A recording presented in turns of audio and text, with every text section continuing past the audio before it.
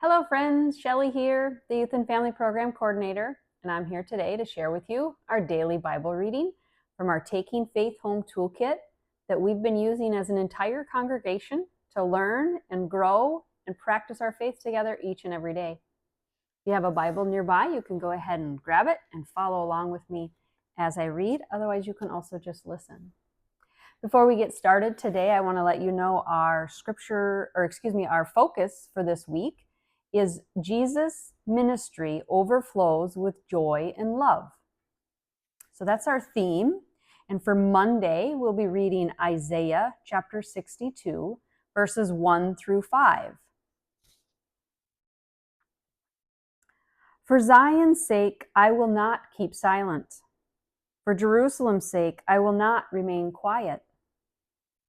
Till her righteousness shines out like the dawn, her salvation like a blazing torch. The nations will see your righteousness, and all kings your glory. You will be called by a new name that the mouth of the Lord will bestow. You will be a crown of splendor in the Lord's hand, a royal diadem in the hand of your God. No longer will they call you deserted or name your land desolate, but you will be called Helzabah, and your land Bala. For the Lord will take delight in you, and your land will be married. As a young man marries a maiden, so will your sons marry you. As a bridegroom rejoices over his bride, so will your God rejoice over you. So what stuck out to you today in our Bible reading?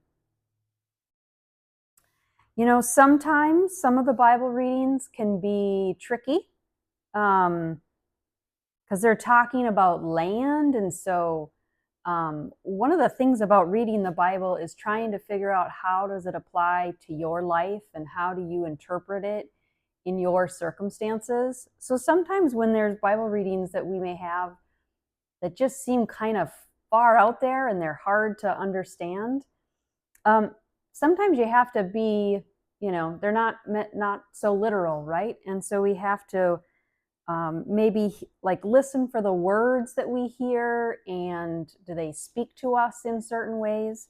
And so for me, this is one of those readings where, they're talking about this land and it's not desolate, and that it'll be married with their sons. And, it's kind of, there's like a little bit confusing, right? Well, so for me, what I took from it, though, was this idea, where it talks at the end of that as a bridegroom rejoices over her bride, and so will God rejoice over you. I heard the words of rejoicing and the value of people in this story. So, at the beginning where it talks about you won't, I can't remain quiet, that about Jerusalem, and that your righteousness will shine out. It's sort of, to me, what I'm taking from it is that, God rejoices about us. And if I think about our theme, Jesus's ministry overflows with joy and love, I definitely heard joy and love in there. God had joy and love for the people of Jerusalem and was going to, help them be seen that way and be rejoiced about. And so, sometimes when they're harder, that's okay. And that's a great opportunity to spend time talking with others, because again, we're all trying to talk and figure out, how does it apply to my life, which it might be different for me than for you. So the more you can talk to others about it and just, get their perspective, it can sometimes shine a light on something that maybe you didn't hear in the message, but that you're intended to hear. So hopefully you have somebody around that you can talk to about that a little bit today. And if not, you can always pray to God or do a little journaling as well. Well, I hope you're having a wonderful day, and I look forward to seeing you all again very soon.